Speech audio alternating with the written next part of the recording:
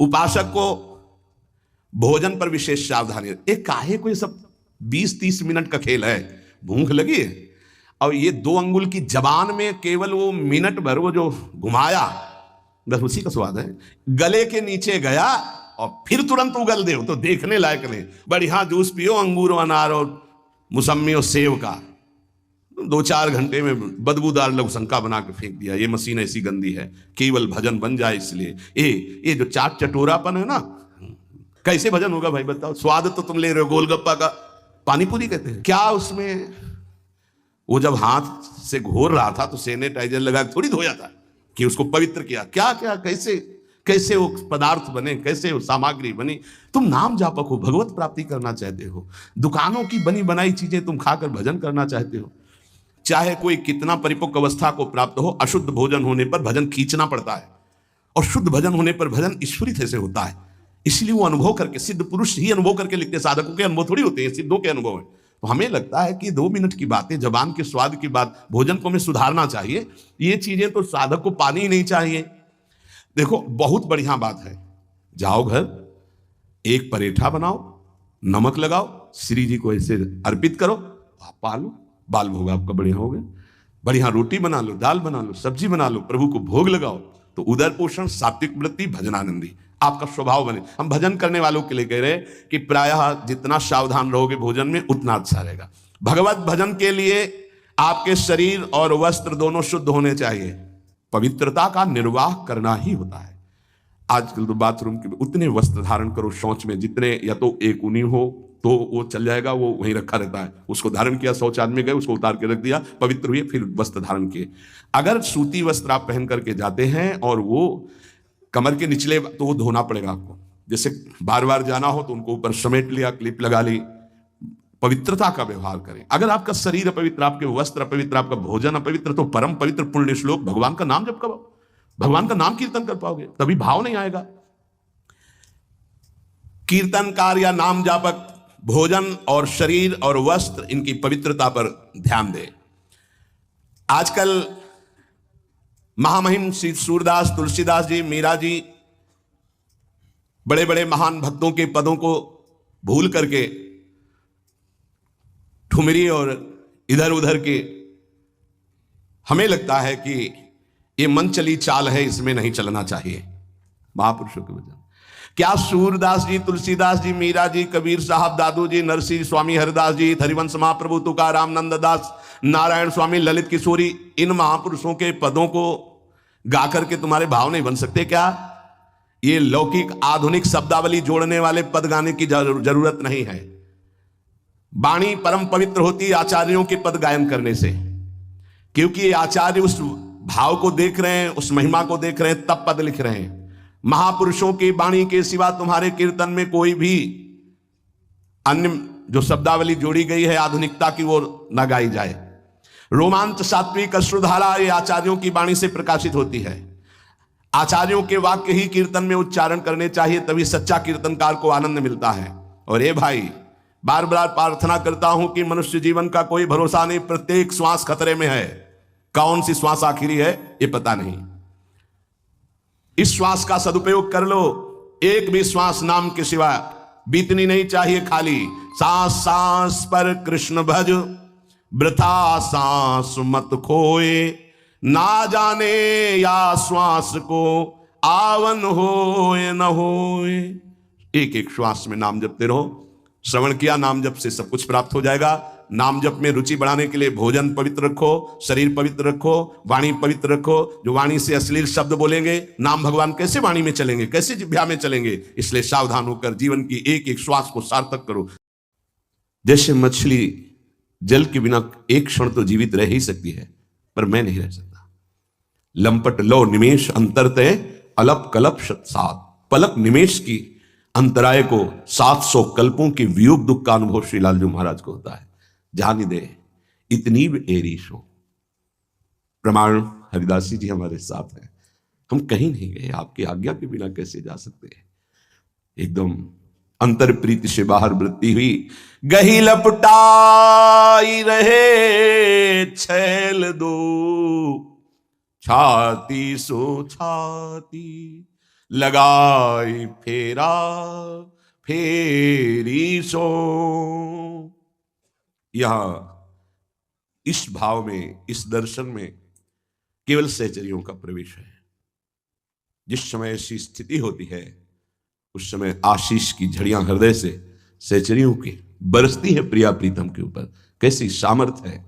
समस्त सुखों के समुद्र श्री लालजू, ऐसे सुख समुद्र की सार श्री लाडली जू, ऐसे सुख समुद्रों को भी अपने आशीष से सुख प्रदान करने की सामर्थ्य सहचरियों में है। अहेतु की कृपा से हमें उसी पद में वर्ण करने के लिए श्री जी ने चयन कर लिया है। अयोग्य हैं, अनाधिकारी हैं, पर वो रीझ गई, अब इसमें प्रश्न नहीं उठता।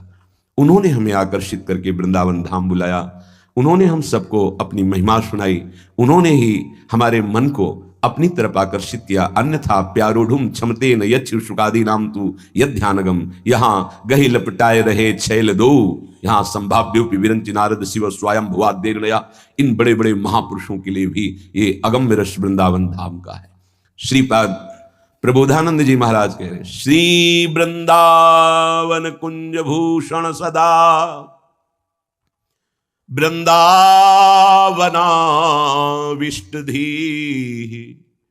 श्री वृंदावन नागरोन्मद महा प्रेमांधराधांकग, श्री वृंदावन मोहन स्मर सदा वृंदाटवी जीवनम, श्री वृंदावन चंद्र खेल मम हृदय व्यंजन निकुंजे निशम। हे वृंदावन निकुंज विलासी श्री श्यामा श्याम, हे वृंदावन निकुंज के भूषण श्री प्रिया प्रीतम, हे नित्य वृंदावनाविष्ट चित्त युगल सरकार, हे वृंदावन नवनागर श्री लालजू महाराज, हे वृंदावन प्रेम उन्मद श्री लाडली जू महाराज, हे वृंदावन की नवनिभृत निकुंज में राधा की क्रोध में अपने जीवन का पोषण करने वाले, हे वृंदावन के परम जीवन श्री वृंदावन में राधांक में अपने जीवन का पोषण करने वाले, हे वृंदावन के जीवन, हे वृंदावन के चंद्रमा युगल चंद्र, आपसे प्रार्थना है, मेरी सामर्थ्य नहीं है, पर आप मेरे हृदय को निकुंज बनाइए और मेरे हृदय रूपी निकुंज में खेलिए। श्री वृंदावन चंद्र खेल मम हृदय व्यंजन निकुंजे निशम, रात दिन आप मेरे हृदय रूपी निकुंज में खेलिए। जो वृंदावन का आश्रय लेते हैं, वृंदावन की रज का सेवन करते हैं, वृंदावन के रसिकों का संग करते हैं और वृंदावन रस की उपासना करते हैं, उनका हृदय निकुंज हो जाता है। उसी हृदय निकुंज में वो संपूर्ण लीलाओं का दर्शन करता है। एक वृंदावन बाहर है और एक वृंदावन यहां प्रकाशित होता है। भगवत ऋषि जी कह रहे, हमारे उर वृंदावन और माया काल जहां नहीं व्यापक तहां रसिक सिरमौर। रसिक सिरमौर श्री हितजू महाराज, श्री स्वामी हरिदास जी महाराज, श्री हरिराम व्यास जी महाराज जहां नित्य निरंतर सेवा सुख का रसास्वादन कर रहे हैं, वो नवनिभृत निकुंज यहां प्रकाशित होता है उपासक के हृदय देश में। आवश्यकता निरंतर चिंतन की है। बाहर से हम शरीर सेवा में लगाए हुए हैं और अंदर से प्रिया प्रीतम का चिंतन चल रहा है, तो बाहर भी पवित्र और अंतर में भी पवित्र। अंतर का चिंतन, स्वरूप चिंतन, लीला चिंतन, ये बाद की बात है। पहले नाम चिंतन प्रारंभ करें। नाम जप, शरीर से सेवा और नाम चिंतन। अगर हम सेवा परायण हैं तो नाम का जिह्वा से जरूर उच्चारण करें, नहीं विस्मरण होने की संभावना है। उपांशु, क्योंकि अगर हम बाहर बोलते हैं श्री जी की श्रृंगार सेवा में, कहीं हमारे मुख से थूक की छिट्टी ना पड़ जाए। रसोई सेवा में है, पद गायन कर रहे हैं, कहीं ऐसा ना हो जाए। इसलिए जब हम श्री जी की सेवा में हैं तो हमारा मंत्र जाप, हमारा पद गुनगुनाना, ये उपांशु ही होगा। वाचिक नाम जब नाम कीर्तन, पद कीर्तन उस समय कर सकते हैं, जैसे सोनी लगा रहे हैं, पोछा लगा रहे हैं, इसमें कर सकते हैं। लेकिन पात्र मार्जन करके रख रहे हैं, रसोई सेवा या श्रृंगार सेवा, उस समय उपांशु ही होना चाहिए। जब सेवा से निवृत्त होकर हम एकांत में मंत्र जप कर रहे हैं तो ये चार बातें नहीं होनी चाहिए मंत्र जापक में या नाम जापक में उस समय जिस समय हम बैठे हैं। पहला, नाम जप या मंत्र जप में जो ही हम माला प्रारंभ करते हैं तो सदगुरुदेव भगवान को प्रणाम करके मौन धारण करते हैं जब तक वो माला ना हो जाएगी। अत्यंत आवश्यक होने पर भी माला पूरी ही करनी है, तब बात करनी है मंत्र जाप में, ये नियम होना चाहिए। अगर ऐसा नहीं है तो फिर माला पुनः आपको प्रारंभ करनी पड़ेगी, उसे पूरा करनी, बीच में रोक कर बात करके फिर आगे ये नहीं चलेगा, ये दोष माना जाता है। माला पूरी होने तक वार्ता नहीं हो सकती। बोलना बीच में, पहला दोष। दूसरा, इधर उधर देख ऐसे माला जपने, मेरुदंड सीधी, नासाग्र दृष्टि ऐसे, जिससे नींद आने की संभावना है वो आंख मूंद के भजन करने मत बैठे। नहीं, कंबल या शाल ओढ़ा, आंख मूंद ली तो माला छूट जाएगी और आपका समय व्यतीत हो जाएगा नींद में, ऐसा प्राय होता है। कठोर आसनों पे बैठ करके नींद ना आवे इसलिए नासाग्र दृष्टि रख के जप किया जाता है। उस मंत्र का ध्यान करते हुए आंख खुली हुई, बार बार पलक झपकना ऐसे ये नहीं, नासाग्र दृष्टि रखते हुए मंत्र जप करते हुए बोलना नहीं। जैसे 11 माला का नियम दिया है गुरु मंत्र का, तो जिनकी विशेष विशेष सेवाएं हैं, जब आपको समय मिले, जितना मिले अधिक से अधिक आप मंत्र जाप करें। जब आप आसन पे बैठकर मंत्र जाप कर रहे हैं तो बोलना नहीं है, माला पूरी होने पर ही बात करें अगर कोई अत्यंत आवश्यक है। दूसरा, इधर उधर गर्दन हिलाना देखना ये नहीं। मेरुदंड सीधी, आंख खुली हुई, आंख मूंद के नहीं जपना। एक महाभागवत की पत्नी निरंतर भगवदाकार वृत्ति में रहती थी, तो उनके पति जब पूजा में बैठते तो आंख मूंद करके बैठते ध्यानस्थ से। एक बार उन्होंने पूछा, प्रभु आपके आंख मूंदने और आंख खोलने में अंतर पड़ता है क्या? तो उनका पड़ता है। तो बोले आपकी पूजा अधूरी। हम चाहे बाहरी दृष्टि में हो या आंतरिक दृष्टि में हो, एक ही चिंतन होना चाहिए, आंख खुली हो या आंख बंद, तभी सच्चा उपासक है। तीसरा, हिलना मंत्र जाप के समय, ये कीर्तन में हो सकता है, पद गायन में हो सकता है, लेकिन मंत्र जाप के समय हिलना नहीं, ये नहीं, गर्दन घुमाना, बात करना। चौथा, हंसते हुए प्रपंच की वार्ता करना, हंसी मजाक चल रहे, बोलना मतलब उत्तर देना। चौथे में जो हंसते हुए प्रपंच वार्ता करना, बैठे कुर्सी में 3 लोग, माला हाथ में, प्रपंच की वार्ता। अपमान कर रहे हो माला का, मंत्र का, आप क्या कर रहे हो? उपहास कर रहे हो। 4 लोग जा रहे हैं, माला सरक रहा है, बातचीत कर रहे, तो माला सरकाने से थोड़ी भगवत प्राप्ति होगी। जो माला की एक भी मन का नाम और मंत्र से खाली ना जाए, उसका चिंतन करते हुए, वो आंतरिक चिंतन को बढ़ाने के लिए माला है। माला सरकाने से थोड़ी भगवत प्राप्ति होती है। माला की मनका के सहारे से हम प्रत्येक मंत्र का चिंतन करके, उसका श्रवण करके, मनन करके तब फिर आगे बढ़ते हैं। ये थोड़ी कि जल्दी जल्दी, किसी किसी की माला को तो देखते हैं कि इतनी रफ्तार से कैसे चल सकती है। अगर हम केवल राधा नाम भी जपें तो इतनी रफ्तार से नहीं चल सकता, क्योंकि हमें लिखना है राधा राधा, फिर अष्टादशाक्षर मंत्र या द्वादशाक्षर मंत्र, फिर इन मंत्रों को तो कैसे आप इतनी जल्दी, कैसे बिना अक्षर मात्रा दर्शन के कैसे आप मन का सरका दिए? 11 माला बहुत होते हैं। अगर जिस पद्धति से कहते 11 माला कर लो तो बहुत जल्दी मानसिक सिद्धि प्राप्त हो जाए। सामने मंत्र लिखा हुआ है, हर बार नवीन मंत्र की रचना कर रहे हैं, हर मन के पे, एक मन के पे पूरा मंत्र लिखा, फिर एक मन के पे पूरा मंत्र, फिर मन, देखो मन कहां भाग के जाएगा, मन निर्विषय हो जाएगा, सच्चिदानंद की तरफ दौड़ पड़ेगा मन।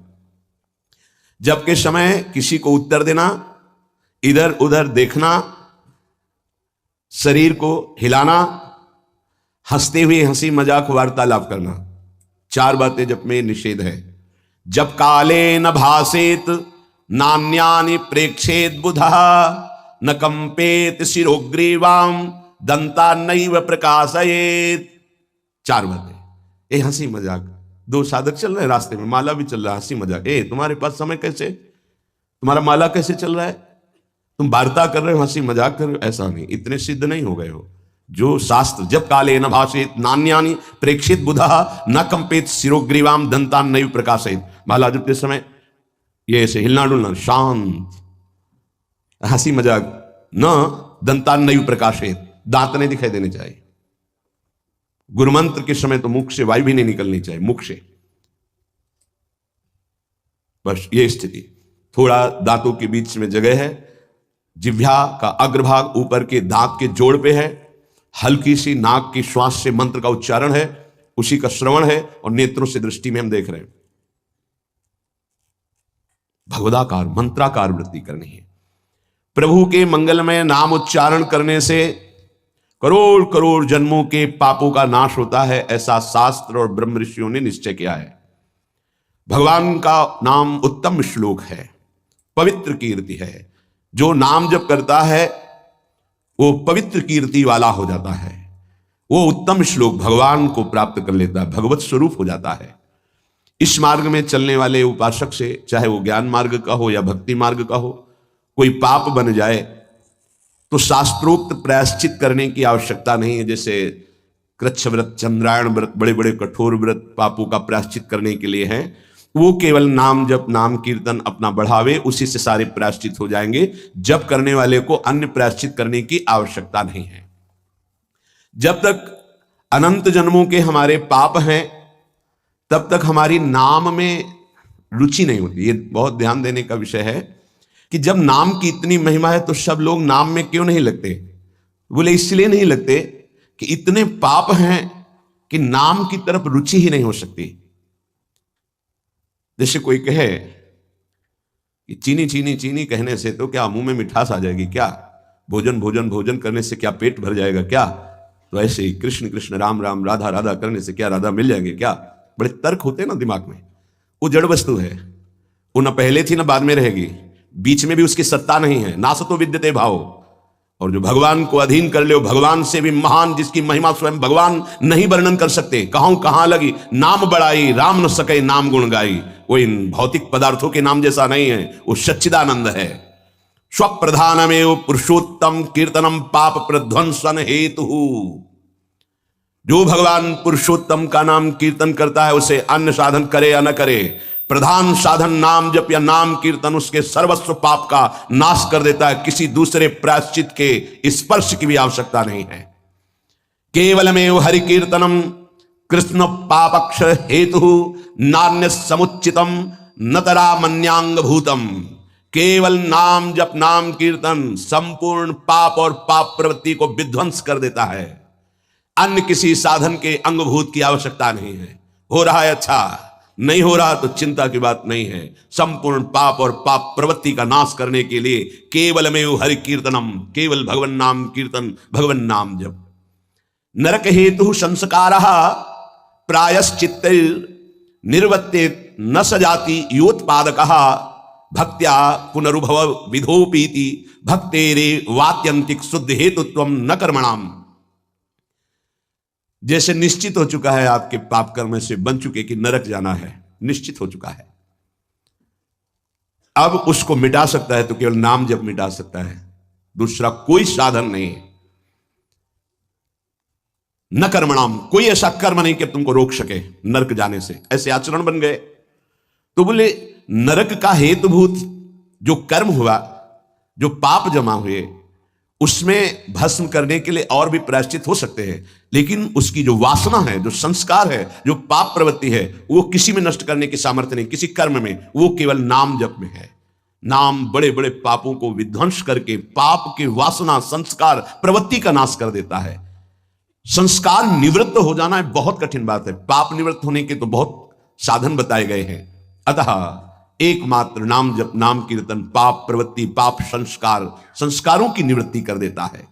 अत्यंत शुद्धि साधनम आवृत्ति गुणकम कृष्ण कीर्तनम अत्यंत शुद्धिश्च सह वासनाभि पापानां परिचयः भविष्यद्भि पापैरनुपश्लेषः फलमावृतिः प्रारब्ध परिक्षये च युक्तमेवावृत्तोपेक्षणम्। यदि बार बार नाम की आवृत्ति की जाए, राधा राधा राधा राधा, बार बार श्री कृष्ण कीर्तन किया जाए, नाम जप किया जाए, तो किसी अन्य साधना से जो शुद्धि नहीं होती वो बहुत जल्दी ये नाम जप से, नाम कीर्तन से होती है। वासनाओं के साथ समस्त पापों का नाश हो जाना अत्यंत शुद्धि है।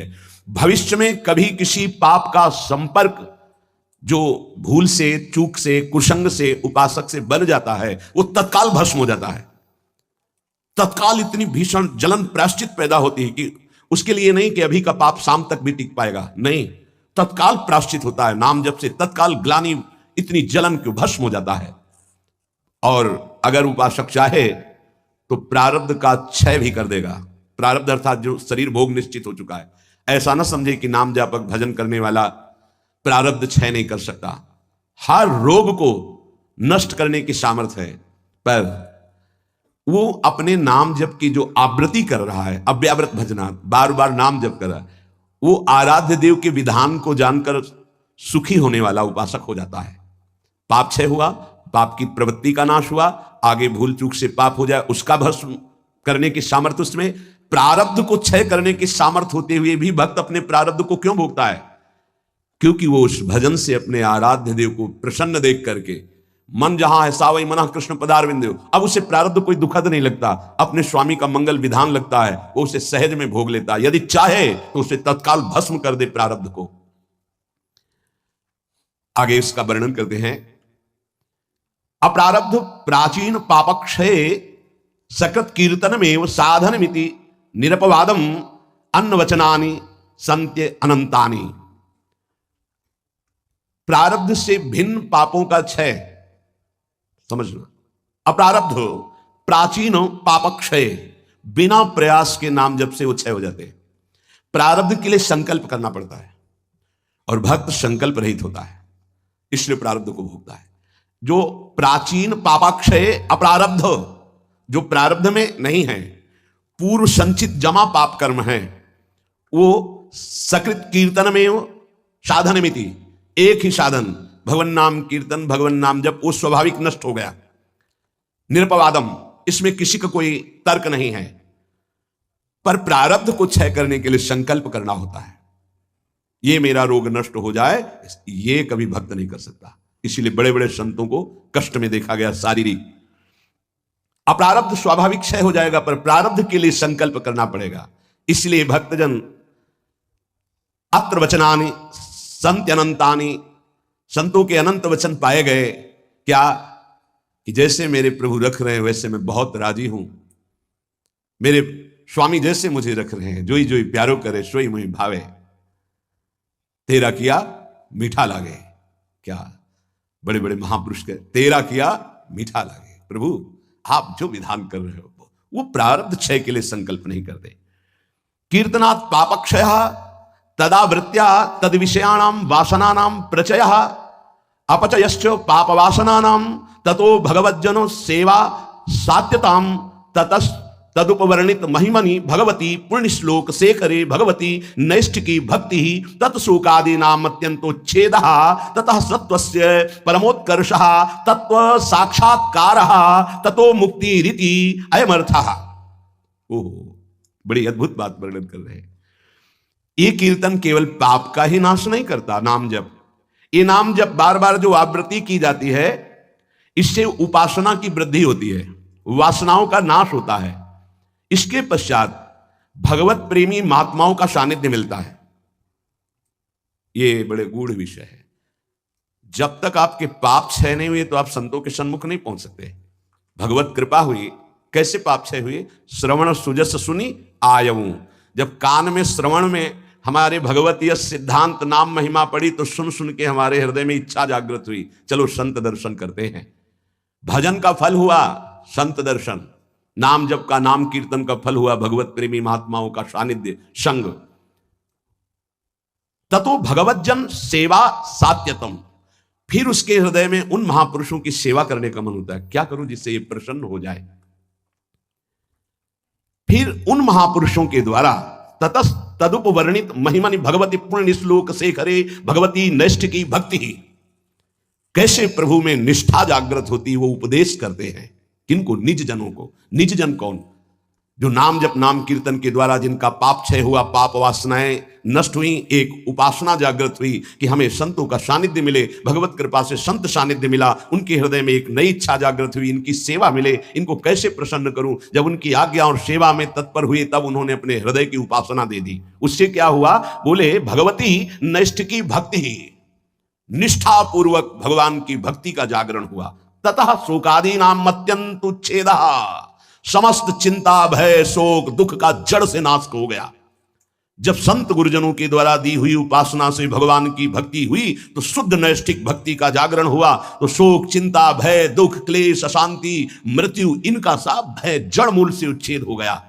आदि नाम तथा शोकादि नाम अत्यंत उच्छेद, अत्यंत, अब दोबारा कभी ये नहीं जग सकते। तथा सत्व से परमोत्कर्ष, अब उसके हृदय में प्रेम का उत्कर्ष हुआ। अगर वो चाहता है कि तत्व साक्षात्कार, तो परमोत्कर्ष तत्व साक्षात्कार तत्व मुक्ति, उसको तत्व बोध हो जाएगा और मोक्ष हो जाएगा। अगर वो ये नहीं चाहता है तो प्रेम प्राप्त हो जाएगा, भगवत लीला धाम में प्रवेश। दोनों तत्व बोध हो जाना या भगवत प्रेम, दोनों नाम जापक, नाम कीर्तन करने वाले को प्राप्त हो जाता है। तो सर्वेशाम अपि भगवन नामम प्रत्येक मेहतादृशम सामर्थ्यम न चा नरक सृष्टे लानर्थक्यम दग्धेपि कश्चितम प्राचीने पापमनि। तब तो फिर नरक तो कोई जाएगा ही नहीं, तो नरक की सृष्टि करना व्यर्थ हो जाएगा। यदि नाम जब नाम कीर्तन सब करेंगे तो सबके पाप नष्ट हो जाएंगे, सब तत्वबोध, सब भगवत प्रेम प्राप्त कर लेंगे। तो नरक सृष्टे लानर्थक्यम, बेकार की नरक की सृष्टि हुई। दग्धेपि कर्तचित प्राचीने पापमनि, क्योंकि पूर्व पाप ही नरक में दग्ध करते हैं, जलाते हैं, कष्ट भोगवाते हैं, और वो तो नाम जब नाम कीर्तन से नष्ट हो जाता है। तो कह रहे हैं तदुत्तर काल भावी भी रंगो भी महदवा मानिश्च नरकपातस्यापि संभवात्। बड़ा सूक्ष्म विषय वर्णन करते हैं। ना चावृत्ति गुणकमेव कीर्तनम सर्वस्यापि भविष्यतीति कश्चिदस्ति नियमः। एक तो सब नाम महिमा सुन भी नहीं पाएंगे। भारत में कितनी जनसंख्या है? 135-40 करोड़ तो है ही है, क्यों ऐसे ही तो है 140 करोड़। क्या सब नाम महिमा सुनते हैं? क्या सब भगवान नाम कीर्तन करते हैं? नहीं। तो कह रहे हैं ये बात मत सोचो कि कोई नरक नहीं जाएगा, बहुत जाएंगे, क्योंकि नाम कीर्तन नाम जप में सब थोड़ी लगे हैं। दूसरी बात, जो नाम में लगे भी हैं वो कह रहे हैं कि संभावना है उनके नरक जाने की। कैसे? बोले यदि किसी महापुरुष का अपमान कर दिया, निंदा कर दी, वैष्णव अपराध बन गया, तो पतन होने का चांस हो जाता है। या आज्ञा शास्त्र की उल्लंघन करके कहीं ममता कर बैठे तो उसको पतन होने का चांस रहता है। बोले उदाहरण में आप बताइए कि नाम जापक कौन जो ममता करके अपनी स्थिति से भ्रष्ट हो गया? बोले अतएव भरत देवस्वापि ऋषभ देवे नानुग्रहीतस्यापि प्रतिबद्धा परोक्षान भवत वादांतरायी रत्यंत सूक्ष्मन भगवद उपासना त्वाच तदुत्तर काल भाविना मृगाशक्ति रूपेण कर्मणा निकृष्ट देहारंभा मृगत्वपमपि। जहां निरंतर भजन के लिए राज्य और पत्नी और पुत्र आदि का त्याग किया भगवान ऋषभ देव जी के पुत्र भरत जी, वहीं मृग की ममता में आकर के मृगाशक्ति रूपेण कर्मणा निकृष्ट देहारंभा, निकृष्ट देह मृग की प्राप्त कर लिए। अगर ममता करेंगे चूक हो जाएगी, जन्म जन्मांतर के लिए कितना जाना पड़ेगा। उनकी सावधानी ये रही कि मृग शरीर में भजन किए तो अगले बोध संपन्न जड़ भरत जी के रूप में प्रकट हुए। अगर नाम जप कर रहे हो, भजन कर रहे हो और वैष्णव निंदा कर रहे हो, संत अपमान कर रहे हो, संत द्रोह कर रहे हो, तो आपको भ्रष्ट हो जाना पड़ेगा, अपनी स्थिति से गिर जाना पड़ेगा। जय विजय योश्च वैकुंठ वासिनोरपि ब्रह्मविदो मानादधा पतनम। ब्रह्मविद महापुरुष सनक सनंदन सनातन सनत कुमार का अपराध करने के कारण वैकुंठ में विराजमान जय विजय अधापतन को प्राप्त हो गए। ब्रह्मविदवमान जनितम ही दुरितम दुरत्ययम भगवद उपासनेनापि भगवद भक्तावमान जनितम च प्रपंचितम। कह रहे हैं कि जो ब्रह्म धाम में विराजमान वैकुंठ धाम में वो जब अपराध कर दिए भक्त का, सनक सनंदन सनातन सनत कुमार का, तो उनको 3 जन्म के लिए अधापतन हुआ और राक्षस भाव को प्राप्त हुए, दैत्य भाव को प्राप्त हुए। तो जो भगवद भाव मान जनितम च प्रपंचितम, जो प्रपंच दृष्टि रखकर नाम जब करते हो, भगवत भक्तों का अपमान कर देते हैं, निंदा कर देते हैं, तो महात्माओं का अपमान करने से उनकी गति बिगड़ सकती है। इसमें 3 बात बताई। पहले तो सब नाम महिमा सुनते ही नहीं है, सबके कानों में ही नहीं पहुंचती। अगर किसी के कानों में पहुंचती है तो बड़ा भाग्यशाली ही उसे पकड़ पाता है, नहीं तो छोड़ देता है। तो ऐसे लोगों की गति दुर्गति ही होती है। दूसरे जो नाम पकड़ते हैं उनमें कोई भाग्यशाली होता है कि किसी की निंदा स्तुति ना करते हुए नाम जप करते हुए आगे बढ़ जाए। नहीं तो जहां नाम जप हुआ अपने में गुणाभिमान आने की संभावना होती है। अगर साधु संग ना हुआ, वो दूसरे संतों की फिर अवहेलना, निंदा, अपमान। देखो भाई, एक ही प्रभु हैं, 10-20 प्रभु नहीं हैं। उनके नाम अनंत हैं, उनके रूप अनंत हैं, उनकी उपासना अनंत है, उपासना की पद्धतियां अनंत हैं, मान सकते हैं, लेकिन प्रभु एक हैं, इसमें कोई संशय नहीं। अब प्रायः एक धर्मावलंबी दूसरे धर्मावलंबी की निंदा करना ही अपने धर्म की महानता समझी जाती है। हमारी समझ में कम आता है। हम किसी की निंदा कर रहे हैं, किसी का अपमान कर रहे हैं, किसी की अवहेलना कर रहे हैं, तो हम अपने आराध्य देव की आज्ञा का उल्लंघन कर रहे हैं। एकादश स्कंद में परमार्थ का जब निरूपण वर्णन हुआ बीच में, तो उसमें था ना किसी की निंदा ना किसी की स्तुति। समझ में नहीं आता। हम समझते हैं हम अपने आचार्य की बहुत महिमा गा रहे हैं, अगर दूसरे आचार्य की निंदा कर रहे हैं, दूसरे इष्ट देव के नाम की निंदा करें तो हम अपने इष्ट देव को बहुत प्रसन्न कर लेंगे। नहीं भाई नहीं, अभी समझ में नहीं आई, अभी बुद्धि ठीक नहीं है। सर्वम खलमिदं ब्रह्म ने नानास्ति किंचन। श्री कृष्ण चंद्र जी कह रहे हैं मत्ता परतरम नान्यत किंचित् अस्ति धनंजय, मेरे सिवा कोई नहीं, फिर तुम उनके दास हो। तुमको नहीं दिखाई दे रहा तुम्हारा आराध्य देव स्वरूप में? अवहेलना, उपहास, दूसरे धर्म की अवहेलना अर्थात अपने आराध्य देव की, दूसरे वैष्णव की, दूसरे संत की, दूसरे उपासक की निंदा अर्थात अपने आराध्य देव की कह रहे हैं। जय विजय योश्च वैकुंठ वासिनोरपि ब्रह्मविदव माना दधा पतनम अधा पतनम।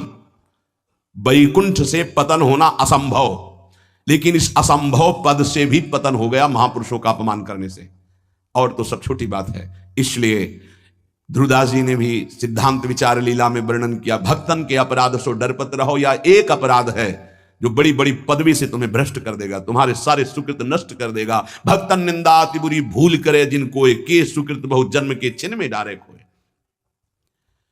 अगर कहीं कोई दंभ पाखंड कर रहा है वो खुद भोगेगा, वो खुद ठग रहा है अपने आप को, खुद जल रहा है, तुम नहीं देख पा रहे। तुम अपने आराध्य देव को देखो, तुम अपनी उपासना को परिपक्व करो, तुम अपनी वासना को नष्ट करो, अपने हृदय में दंभ पाखंड मत आने दो, ये साधना है। नाम सर्व मंगलकारी। अगर महापुरुषों की स्थिति को देखो तो नाम में बहुत जल्दी प्रीति हो जाएगी। एक पलटू दास जी नाम के बहुत प्रेमी महापुरुष हुए हैं। पलटू दास जी बहुत बड़े भक्त हुए हैं, अवधपुरी में रहते थे। ये स्वयं कह रहे हैं कि नाम भगवान ने ऐसी कृपा करी कि कीच मच गई नाम की। नाम की कीच, बिना सने कोई जाएगा नहीं। भक्तों के पास ये होता है, उनके समीप जाओ नाम सुनने को मिलेगा, नाम महिमा सुनने को मिलेगी, और तुम्हें नाम में लगना ही पड़ेगा।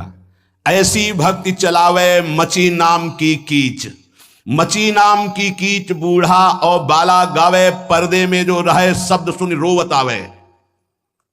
जैसे भोरी सखी हा प्रियाजू हा लाडली, तो जो सुने कदम रुक जाए और हृदय में द्रवण क्रिया हो जाए, आंखों में आंसू आने लगे। प्रियाजू बाबा पे कृपा कर दो।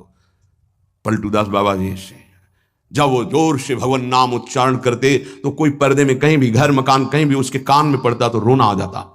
ऐसी नाम की प्रीति उनके हृदय में जगी। बोले कीच मचा दी नाम की अवध में। पलटूदास बाबा ऐसी भक्ति चलावे मची नाम की कीच, मची नाम की कीच बूढ़ा और बाला गावे, पर्दे में जो रहे शब्द सुन रोवत आवे, सामने उपस्थित हो जाए। भक्ति करे निर्धार रहे त्रिगुण ते न्यारा, आवे दे लुटाए आप ना करे आहारा। जितना वैभव सुख संपत्ति आवे सब संत सेवा में, भगवंत सेवा में आप अपने हिसाब से चलना, ना करे आहारा, उस संपत्ति का भोग नहीं। भक्ति करे निर्धार, कोई आधार नहीं, कोई पदवी, कोई मोक्ष, कोई कल्याण, कोई निमित्त नहीं। सहज भक्ति रहे त्रिगुण ते न्यारा, सतोगुण रजोगुण तमोगुण तीनों से ऊपर उठा हुआ महापुरुष नाम जापक साधु। आवे दे लुटाए आप ना करे आहारा, आए हुए संपत्ति वैभव को संत सेवा भगवंत सेवा आप उसका भोग नहीं। मन सबको हरिले सबन को राखे राजी, सबन को राखे राजी, ये भक्ति की महिमा है। मन सबको हरिले सबन को राखे राजी, किसी का भी द्रोह नहीं। भक्त के सामने कोई भी आ जाए, किसी भी संप्रदाय का, किसी भी धर्म का, सबका आदर, सबका स्वागत, सबको सुख प्रदान करना। क्या जानो भक्ति का स्वरूप क्या है? मन सबको हरिले सबन को राखे राजी। अगर हम सब में अपने आराध्य देव को नहीं देख पा रहे हैं तो अभी केवल कोरा प्रवचन है, अभी भजन नहीं जागृत हुआ, अभी हृदय में भक्ति नहीं जागृत हुई। सब में अपने इष्ट का दर्शन। आचार्य चरण कह रहे हैं, जरा शब्दों को देखो, बार बार सुना है।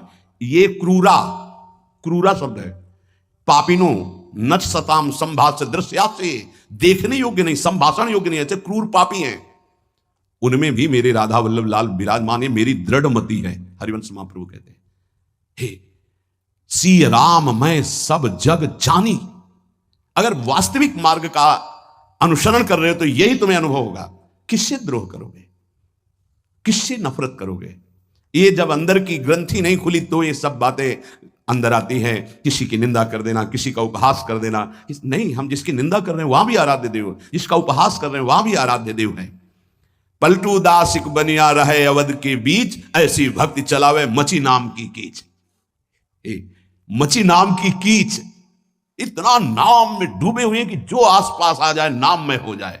दीपक बारा नाम का महल भया उजियार, पलटू दास जी, महल भया उजियार नाम का तेज विराजा, शब्द किया प्रकाश मानसर ऊपर छाजा।